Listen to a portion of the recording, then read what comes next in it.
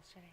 And welcome back. The KARS Institute offers nonprofit know-how from think tank sessions to workshops, and it brings that support that can help grow and prosper your organization, and that's what you want. Keisha A. Shorty is the executive director of the KARS Institute, and we want to let you know ahead of time right now, she's suffering from a Skittles hangover. You did.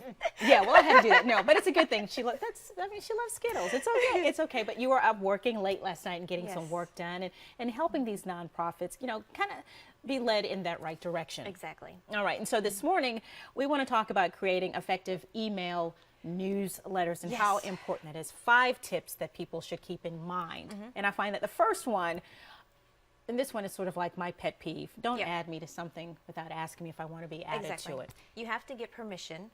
And one of the things is that email is a really, really easy tool to use because you can reach people all over and build your base of support. But just because someone gives you a business card or you happen to friend them on Facebook or they send you an email does not mean you automatically add them to your list. Really? Yes. Okay. And there's actually federal regulations against that. Really? So, yes. Okay. So they cannot add you to a list without your permission. Okay. And if you do that, and also you have a lot of organizations that buy lists from places, don't do that either. So if you get someone's business card, do you at that time say, well, do you mind if I put you on my email list? Yes, exactly. You can do that. There's a lot of tools where people can text you to be added to your email list.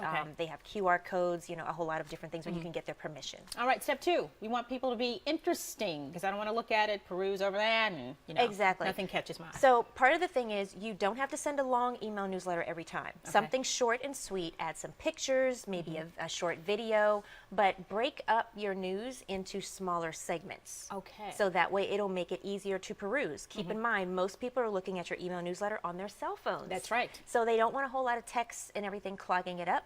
Just have a couple of tips and points and then link them back to your website if they want to get more information or your YouTube channel or something like that. All right. Third, we want people to be consistent because, you know, usually when someone starts up a brand new organization, they're really excited. They're, you know, sending out those newsletters and they're engaging people. But then all of a sudden, you don't hear anything until the next time they want to ask you for money.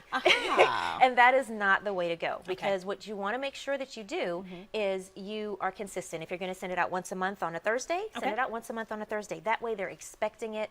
When they get it, they'll read it. But if you keep being sporadic about it, they'll lose interest. That's right, and not really think that you're legit or serious about what it is that you're doing. All right, number 4, have a call to action. What does that mean? Yes. A call to action means that when you send out an email newsletter, there has to be something that they do. Either click here for more information, sign up for our volunteer team. Not always what I call begging. Okay.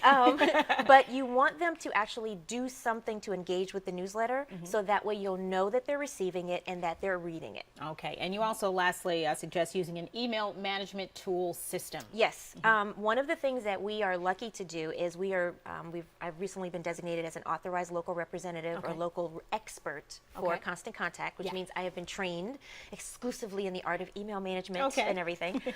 But one of the things that we do is we suggest don't just send them out from your Outlook or from Thunderbird. You want to have a tool where you can see how many people opened it, whether they click through to your links, what the response rate is, and then it gives people an option to opt out or to forward your email to other people so they can opt in. Okay, that sounds really good. Now we want to talk about right quick as we wrap up your free workshops in June for creating these effective email lists. Exactly. We have one, our first one is going to be June 12th, 11:30 to 1:30. It's going to be held at the Fairfield Inn and Suites.